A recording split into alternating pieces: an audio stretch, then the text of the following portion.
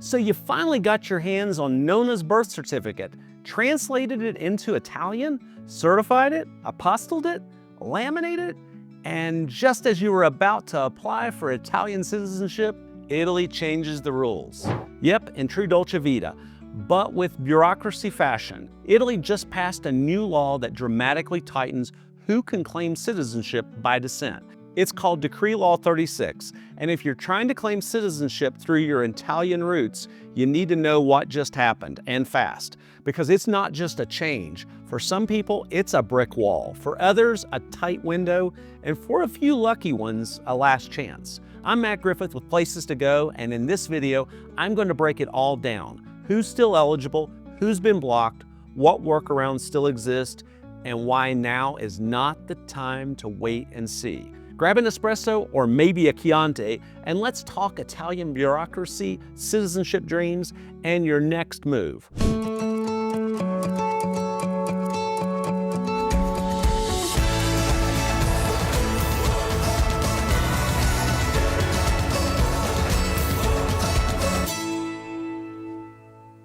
All right, here's the quick and dramatic version. On May 20th, 2025, Italy's Chamber of Deputies approved a new law that overhauls the way citizenship by descent works.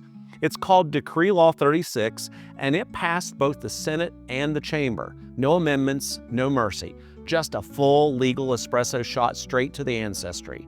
This was pushed fast and likely goes into full effect by May 27th, presuming the president signs off, which, spoiler, he will. More than 80 amendments were proposed to soften the impact, delay implementation, or open more exceptions. Guess how many passed? Zero. Zilch. Not even a sympathy vote.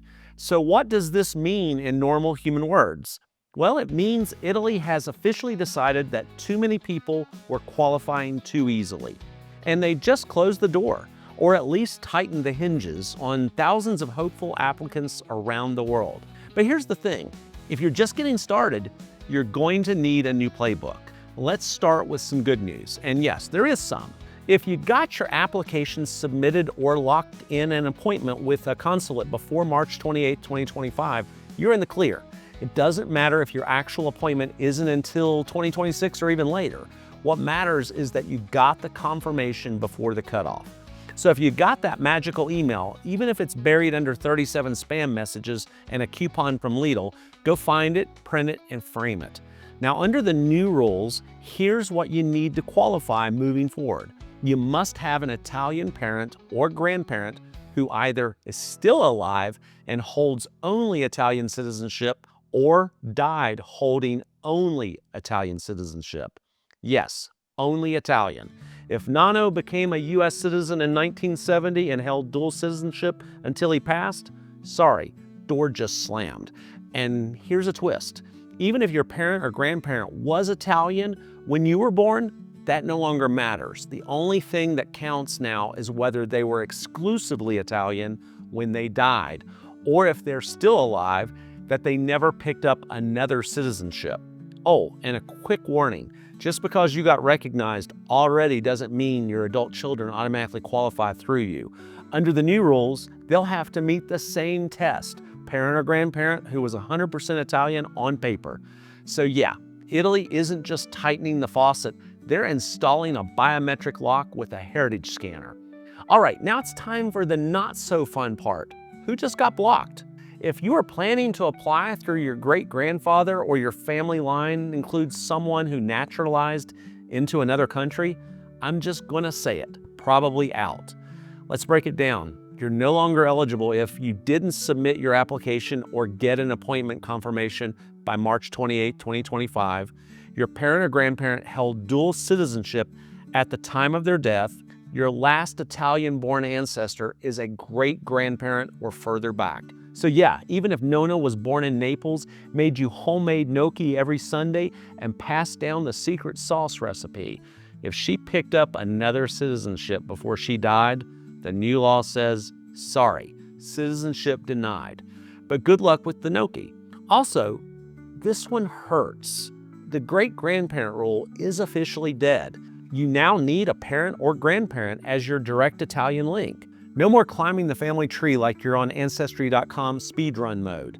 So to sum it up, the Italian government basically said, thanks for your 75-page genealogy report, but unless your connection is first or second generation and still purely Italian, you're not on the guest list. It's not personal, it's bureaucracy. And bureaucracy is very personal.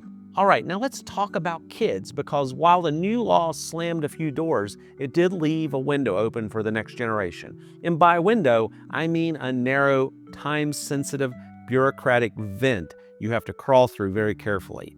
If your child is under 18 when the new law takes effect, they can still qualify, but only under certain scenarios, and there are deadlines.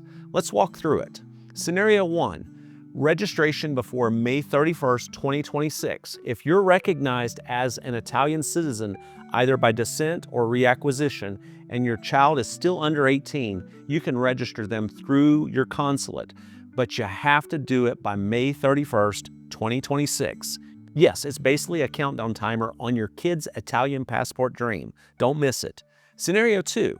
Born or adopted after the law takes effect, you've already been recognized as Italian. Your child is born or adopted after the law takes effect, you have 1 year to register them. Only one parent needs to be an Italian citizen at the time of registration. Scenario 3, you missed the deadline, but there's a backup plan. Your child can still qualify, but they'll need to live in Italy for 2 consecutive years before turning 18. Again, just one parent needs to be an Italian citizen. Yes, that includes adopted children too. The clock starts at the date of adoption.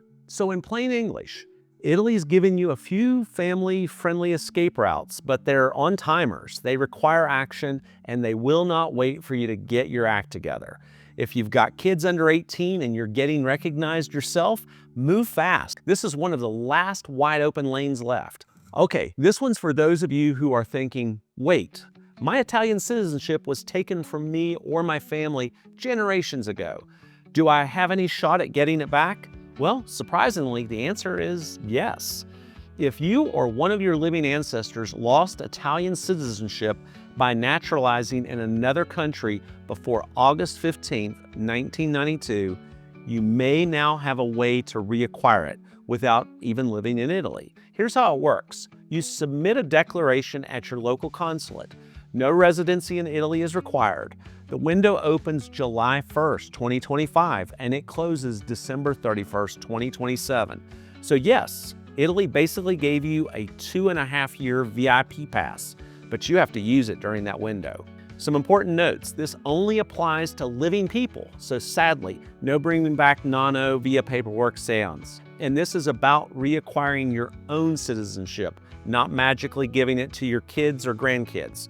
However, there's a quirky loophole here.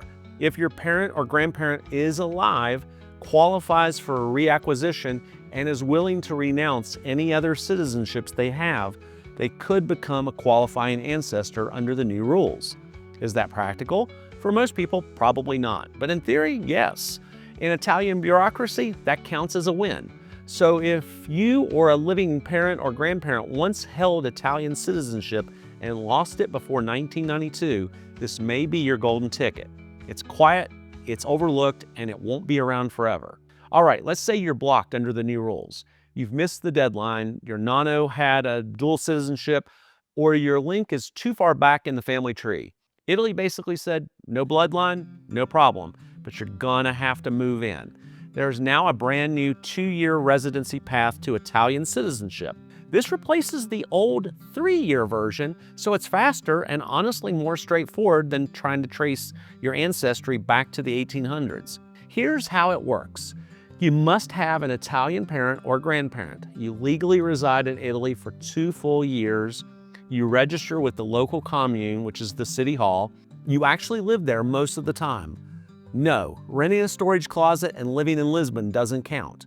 And here's the kicker. If you're going this route, you can apply for a quota-free work visa, meaning no lottery, no waiting, and no fighting over immigration caps. It's Italy's way of saying, we're not mad that you're not related to us, but you better be fun at dinner and stay a while.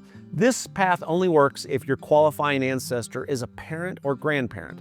If your Italian bloodline ends at a great-grandparent or earlier, this isn't an option. But for everyone else, if you're open to living in Italy for 2 years, and let's be honest, that's not exactly a punishment. This is a solid, realistic way to earn citizenship. Yes, it's slower than descent, but it's also clean, predictable, and still very Italian, meaning it comes with a little wine, a little paperwork, and a lot of waiting at the post office. So what if you're blocked under the new law, don't qualify for reacquisition, and aren't ready to move to Italy for 2 years? Is it game over?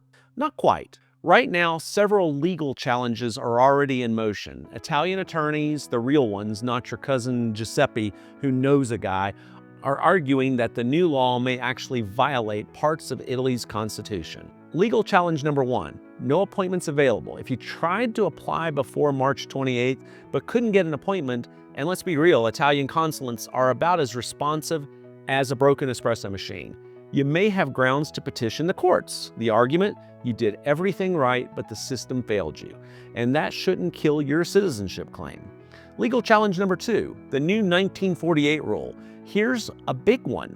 The 1948 cases. If your female Italian ancestor passed down citizenship to a child before 1948, the old law, and still in many cases, the new one, didn't recognize it. But courts have consistently ruled that's discrimination, and those rulings still stand. So even with the new law, constitutional court cases built around 1948 claims are still moving forward and winning.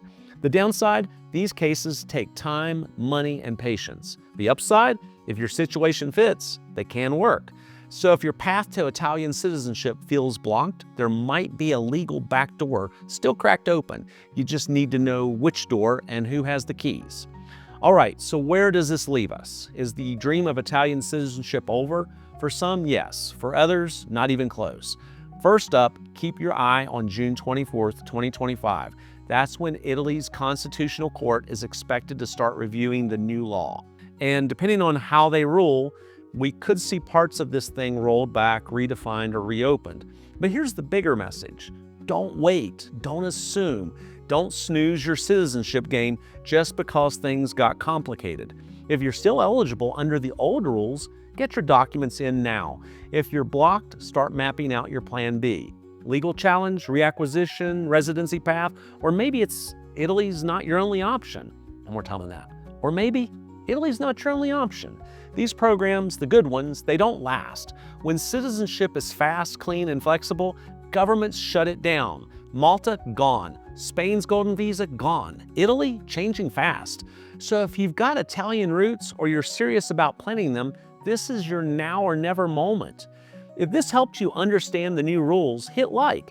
If you're navigating your own Italian citizenship journey, drop a comment. I read every one of them. And we're in this together. I'm Matt Griffith, and I'll see you in the next video, hopefully from somewhere pasta forward and paperwork light. Until next time.